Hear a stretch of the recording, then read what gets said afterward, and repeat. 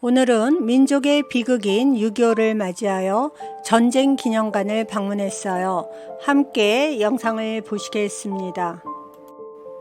전쟁기념관은 전철 4호선, 6호선 삼각지역에서 내려 12번 출구로 나가세요.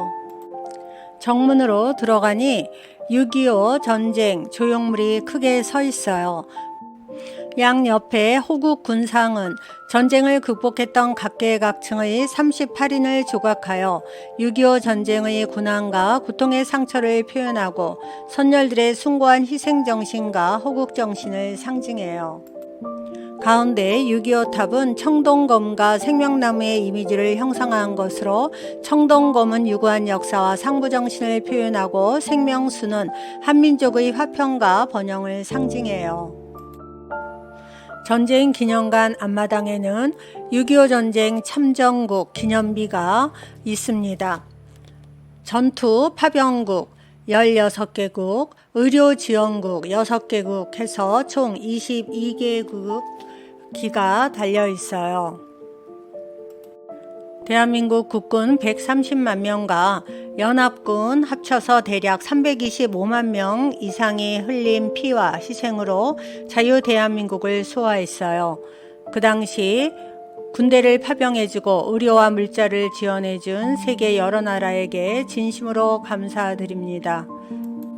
미국은 178만 9천 명, 캐나다 26,791명, 뉴질랜드 3,794명, 터키 21,212명, 남아프리카 공화국 826명, 벨기에 3,498명, 에티오피아 3,518명, 스웨덴 1,124명 파병했어요. 덴마크, 독일은 의료 지원국입니다.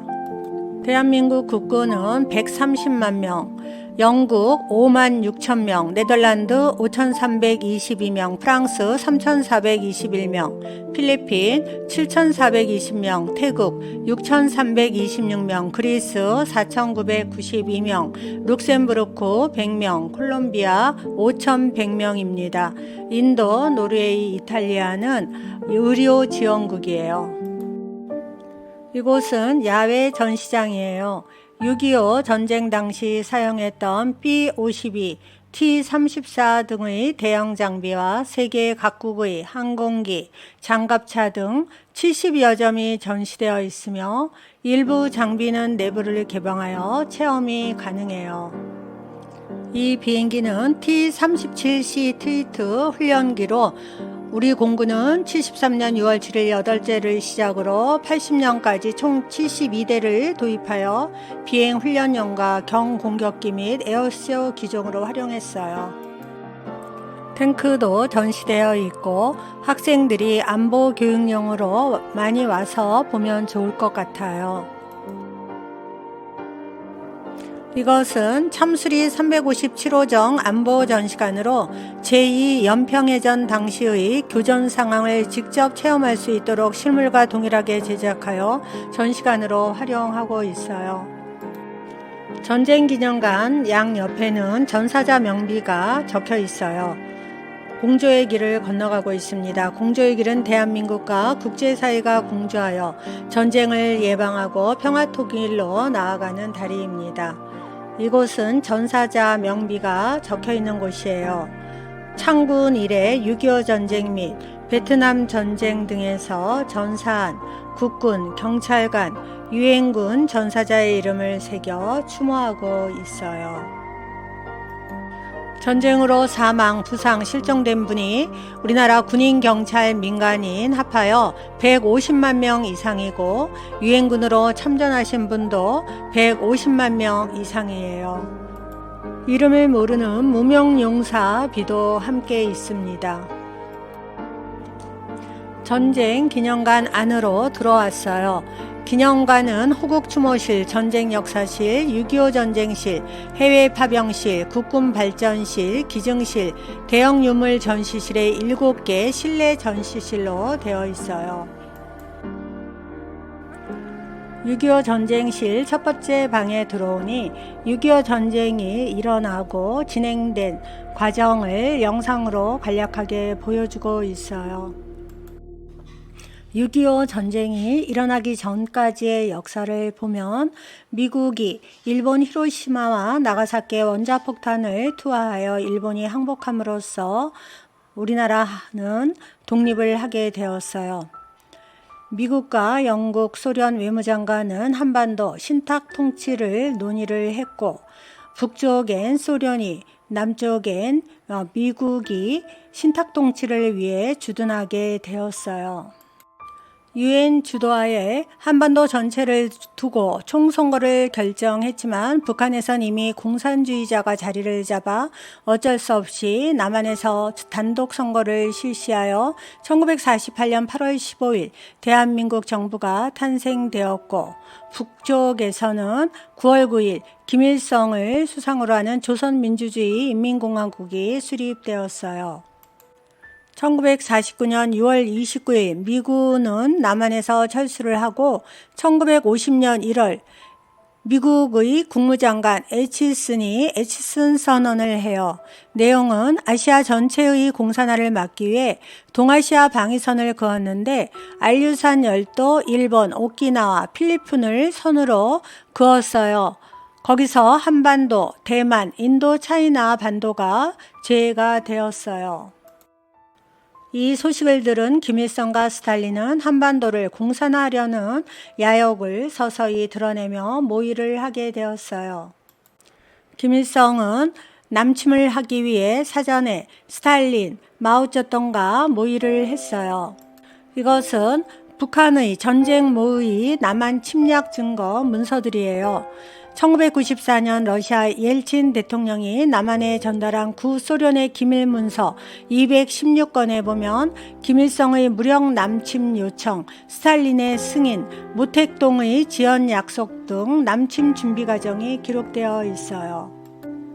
소련 공산당 서기장 후르시초프 회고록에도 김일성이 1949년 스탈린을 방문하여 남침에 대한 허락과 지원 요청을 했고 러시아 중학교 역사 교과서에 보면 6.25 전쟁은 북한의 김일성이 주도하여 일어났음을 명시했어요. 이것은 82mm 소련제 박격포예요. 이것은 M72 소련제 모터사이클입니다.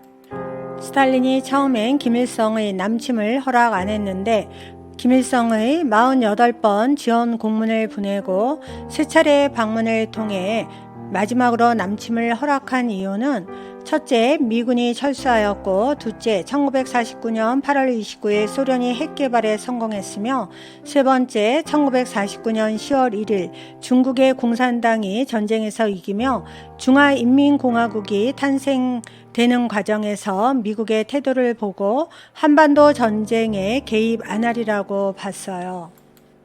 전쟁을 일으키기 전 1949년 3월 중순부터 무력 충돌이 수시로 발생하여 북한군은 전쟁을 일으키기 전 국군의 전투력을 수시로 시험했어요.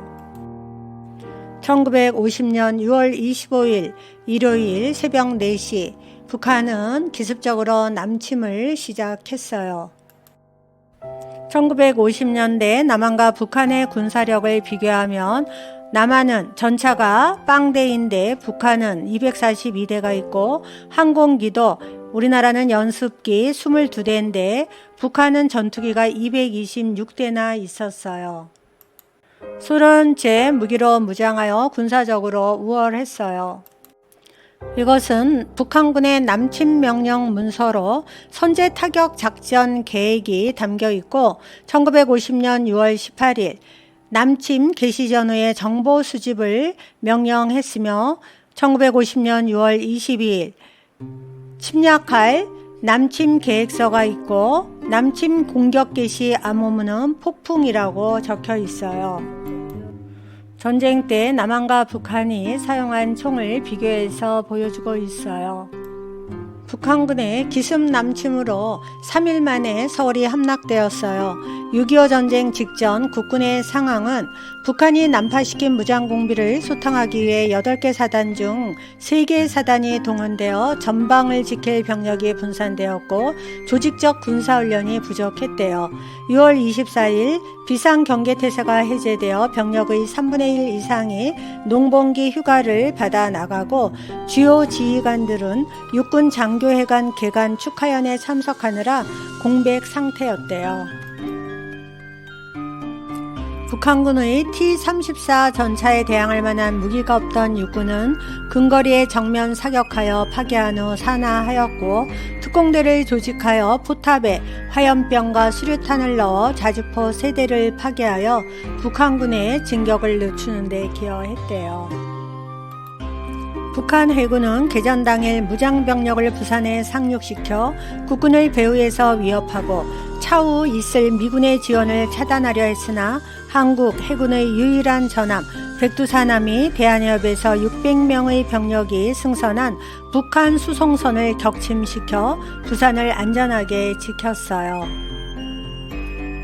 개전 당시 한국 공군의 조종사는 단 57명 뿐인데 보유한 항공기는 12대의 연락기와 10대의 연습기 뿐이었어요. 연습기와 연락기에는 무장이 없어서 조종사가 낮은 고도로 비행하는 사이 뒷자리에 탑승한 관측사가 직접 포탄을 들고 창문을 통해 떨어뜨렸대요. 적 전투기나 고사포 등에 격추될 위험이 컸지만 한국 공군은 모든 역량을 다하였어요. 이후 미군이 F-51 전폭기를 지원해 주어 10명의 조종사가 6월 26일 일본으로 건너가 최단 기간의 훈련을 마치고 전선으로 귀환한 후 7월 3일부터 출격하였어요. 참전 조종사 전투일지예요. 북한군의 한강 도하를 막고 한강 남쪽에 방어선을 형성하기 위해 6월 28일 한강다리를 폭파했어요. 너무 이른 폭파로 시민과 병력의 대다수가 한강 이북에 남겨지고 국군은 소부대 단위로 강을 건넜어요. 북한군은 7월 3일 철교를 복구해 전차를 진출시켜 한강 방어선은 6일 안에 붕괴되었지만 미 지상군이 파병될 수 있는 시간적 여유를 확보했어요. 이 보고서는 미국 극동사령관 메가더 원수가 6월 29일 한강 방어선을 시찰한 뒤 미국 합동참모본부에 미국 지상군 투입을 보고한 전문입니다. 1950년 6월 26일 유엔은 1차 결의로 북한군 철수를 요구하고 6월 28일 유엔군의 파병을 결정했어요. 미국의 해군, 공군이 먼저 참전을 하여 6월 28일부터 B-29 폭격기 4대가 괌에서 출격하여 의정부와 서울, 개성과 서울을 잇는 도로상의 북한군을 맹폭격하였고 낙동강 방어선 작전에서는 외관 일대에 6단 폭격을 했어요. 제일 왼쪽 문서는 주한 미 대사 보고 전문이고 두 번째 문서는 트루먼 대통령의 군사지원 성명서예요. 세 번째부터는 유엔 안전보장 이사회의 1차, 2차, 3차 결의문입니다. 6월 30일 미군 지상군 투입이 결정되어 7월 5일 지상군 최초의 부대인 스미스 특수임무 부대가 투입이 되었어요. 일본 구마모토에 주둔하던 미 8군 소속 24 보병사단의 스미스 중령이 인솔하는 보병 1대대와 페리 중령이 인솔하는 52 포병대대가 항공편으로 부산에 7월 1일 도착한 후 육로로 7월 5일 오산의 중미령에 도착했어요. 첫 전투인 오산의 중미령 전투에서 스미스 부대 540명 중 181명이 전사하거나 실종되었어요. 지금도 오산에서는 유엔군 초전 기념관을 세워 유엔군 장병들의 고귀한 희생을 기억하고 있어요. 미군 지상군의 참전으로 한국군은 부대를 재편성하여 동부지역에서 북한군의 남진을 지연시켰어요. 이것은 육군 작전 명령서입니다. 한국군 최초의 승전보는 7월 7일 충북 음성 동랑리 전투에서입니다. 미처 피난을 가지 못한 19세의 김재혁 선생님이 동락초등학교에 남아 있었는데 그곳에 북한군이 점령을 하였어요. 적을 안심시킨 후 몰래 학교를 빠져나와 국군의 행방을 찾아 우리 국군에게 북한군의 수와 배치 상황을 낱낱이 알려주어 다음날 동락초등학교에 쉬고 있는 북한군을 기습 공격하여 2천여 명의 적을 사살하는 전가를 올렸어요. 훗날 전장과 여교사라는 영화로 제작되어 널리 사연이 알려지게 되었어요. 전쟁이 나자 수많은 학생들이 학업을 중단하고 학도의원군의 이름으로 군번도 없이 전투 참가자 4만여 명, 후방지원 27만 명이 나라를 지켰어요. 당시 제3사단이 포위될 위기에 처하고 8월 11일 북한군이 포항여중을 공격하자 71명의 학도병들은 포항여중에 남아 치열한 교전 끝에 47명이 전사했어요. 그러나 이들의 희생으로 사단과 포항 시민들은 무사히 철수할 수 있었어요. 제1학도의원군으로 일본에서 거주하고 있던 제1교파 학생들은 병역 의무가 없었으나 조국을 구하겠다는 일념으로 바다를 건너와 전쟁에 뛰어들었어요. 유엔군 사령부는 학생들의 나이가 어리기 때문에 참전을 거절하였으나 계속되는 간절한 요구로 결국 1차로 인천 상륙작전에 69명이 참전하는 것을 시작으로 모두 5차례에 걸쳐 642명의 제1학도의원군이 참전하여 135명이 전사하였어요. 휴전 후 제1학도병은 일본으로 귀국하려고 하였으나 일본 정부가 출국 허가 없이 나갔다는 이유로 입국을 거부하는 바람에 이들의 가족이 살고 있는 일본으로 돌아가지 못하는 아픔을 겪었어요. 8월 11일 포항여중 전투 하루 전날 8월 12일 어머니에게 편지를 쓴 내용을 읽어보니 너무 눈물이 납니다. 어머님, 어쩌면 제가 오늘 죽을지도 모릅니다. 저 많은 적들이 저희들을 살려두고 그냥 물러갈 것 같지가 않으니까 말입니다. 어머님, 죽음이 무서운 것은 결코 아닙니다. 어머니랑 형제들도 다시 한번 못 만나고 죽을 생각을 하니 죽음이 약간 두렵다는 말입니다. 하지만 저는 살아가겠습니다. 꼭 살아서 돌아가겠습니다. 이 글을 쓴 이욱은 학도병은 다음날 포항여중 전투에서 전사하였어요. 국군과 유엔군은 후퇴를 거듭하다가 8월 1일 낙동강 방어선을 형성하였어요. 낙동강 방어선은 마산, 외관, 영덕을 잇는 총 연장 길이 240km의 방어선이에요. 그중 마산부터 외관의 120km 구간을 미군 3개 사단이, 외관부터 영덕까지 120km 구간을 국군 5개 사단이 담당하였어요. 8월 5일부터 진행된 낙동강 방어 전투에서 국군과 유엔군은 우세한 공군력과 지상 화력으로 북한군의 8월 공세와 9월 공세를 막아내면서 낙동강 교두보를 확보하고 전세 역전의 발판을 마련할 수 있었어요. 낙동강 방어 전투는 군인, 경찰, 학생, 노무자, 여성들도 참전한 국민 총력전이었어요. 북한군의 전투력이 모두 낙동강에 투입되어 있을 때 1950년 9월 15일 유엔군은 수도 서울을 탈환할 목적으로 인천 상륙작전을 하였어요. 맥아더 장군은 6월 29일 한강 방어선을 시찰하면서 인천 상륙작전을 구상하였어요. 인천항은 서울에 인접해 있으면서 중요성이 매우 컸으나 수로가 좁고 조수간만의 차가 심하여 대규모 함대 이동이 어려운 조건을 갖고 있어서 미 합동참모본부와 극동해군은 작전을 반대했어요. 맥아더 장군은 전략적, 심리적, 정치적인 이유로 서울을 단시일 내에 탈환하기 위해서 인천에 상륙해야 한다고 주장했어요. 합동참모본부는 8월 28일 인천 상륙작전인 크로마이트 작전 계획을 승인하였어요.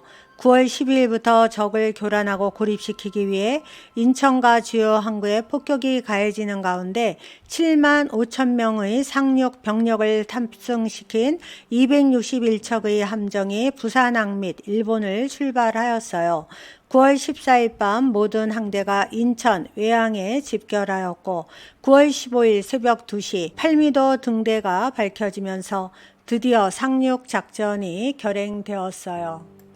인천 상륙작전을 성공하여 국군과 유엔군은 진격을 계속하여 서울을 포위한 한미연합군은 9월 25일 오후부터 시가전에 돌입하였고 9월 27일 오전 6시 국군 해병대가 중앙청에 태극기를 개항하였어요. 마침내 9월 28일 석 달 만에 수도 서울을 되찾았고 9월 29일 정오 국회의사당에서 수도 탈환식을 거행했어요.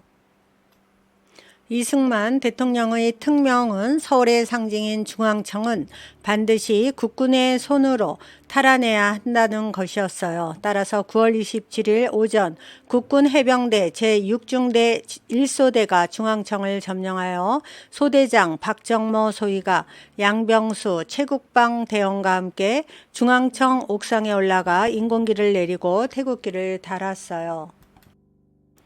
천장에 달려있는 국기는 그 당시 중앙청에 달았던 국기입니다.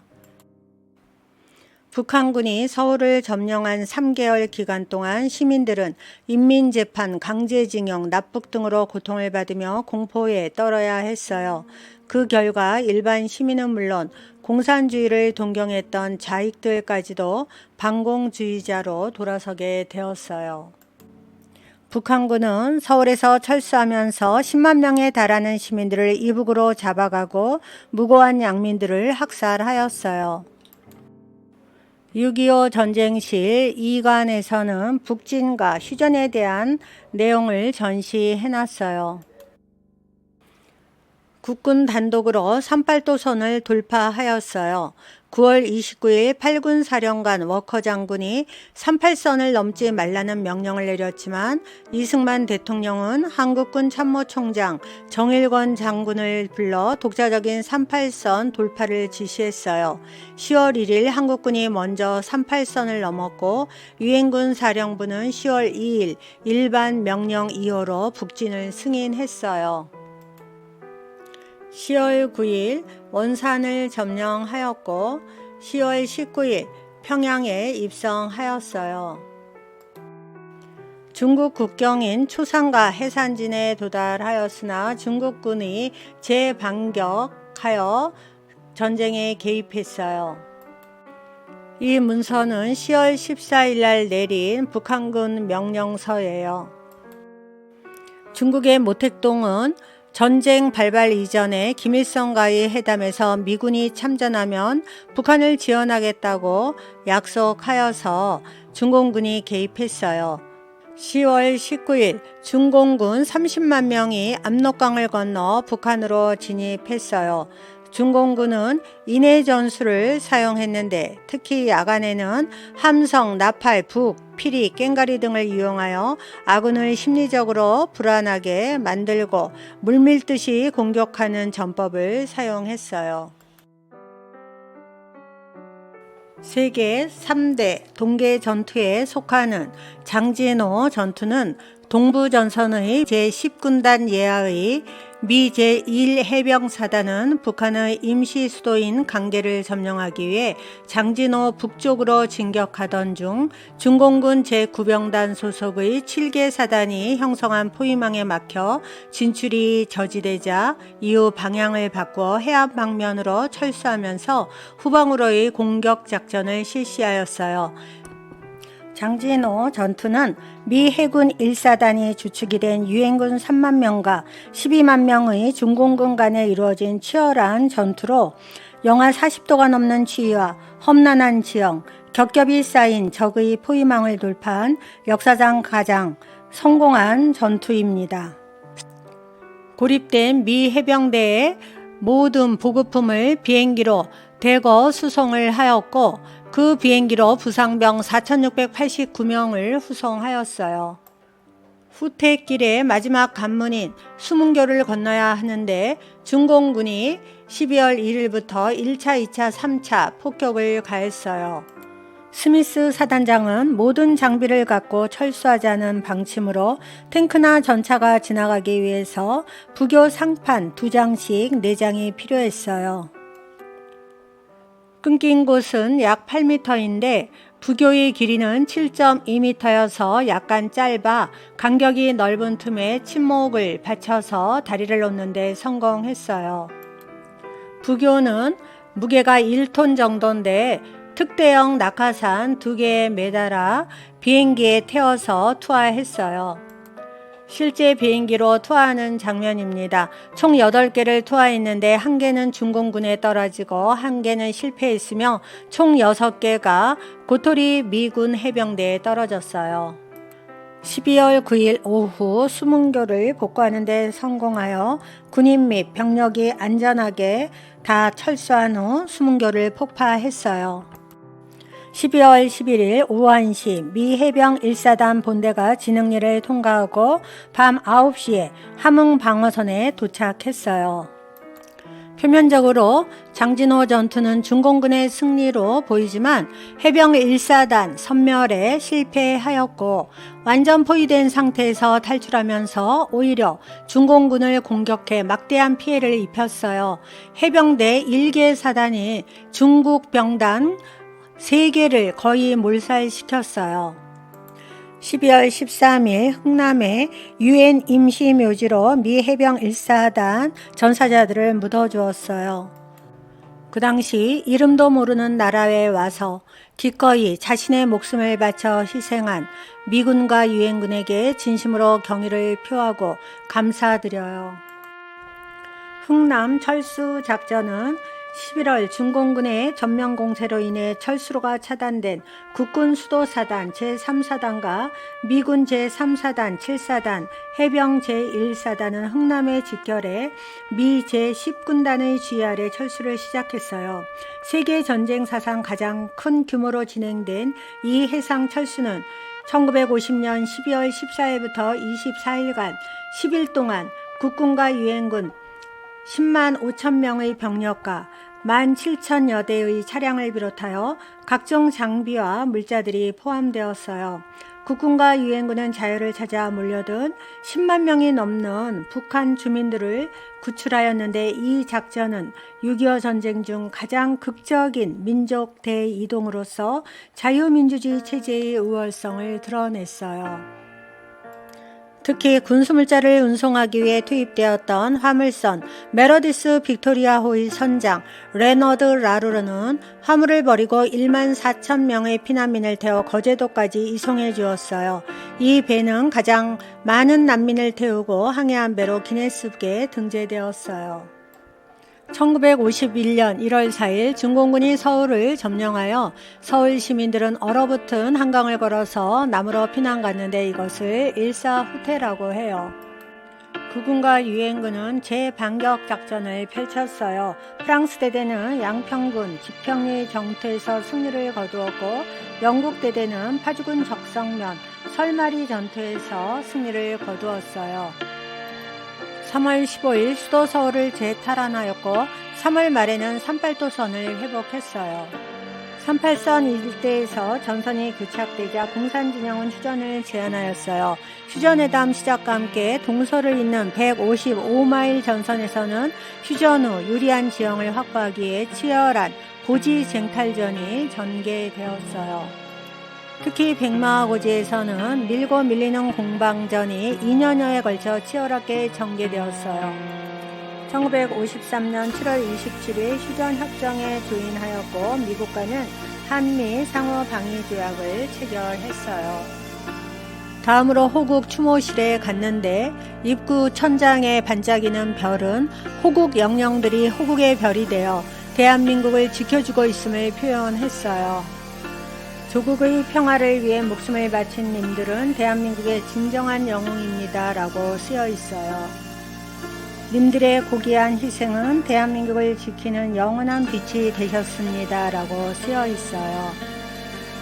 나라를 위해 몸바친 호국영령의 고귀한 희생을 추모합니다 라고 쓰여 있어요. 태양광선이 한반도를 의미하는 방구 중앙의 샘솟는 물과 만나 새 생명이 잉태되는 순간을 표현하여 우리 민족의 영원성을 상징하고 있어요. 한 민족끼리 서로 총뿌리를 겨눈 민족의 비극 6.25 전쟁에서 자유와 평화를 위해 목숨 바치신 모든 분들께 다시 한번 감사드리며 그분의 희생이 헛되지 않도록 우리가 잘 살아야겠습니다.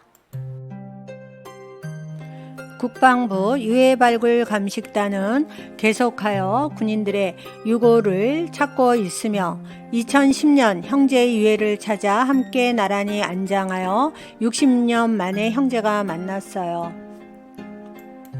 당신의 고귀한 희생을 우리는 결코 잊지 않을 것입니다. 자유는 거저 주어지지 않는다. Freedom is not free. 이 말이 오늘 저희 마음속에 깊은 감명을 줍니다. 이상으로 전쟁기념관 내 6.25 전쟁시를 관람한 내용 소개를 모두 마치겠습니다. 오늘도 저희 영상을 봐주셔서 진심으로 감사드립니다.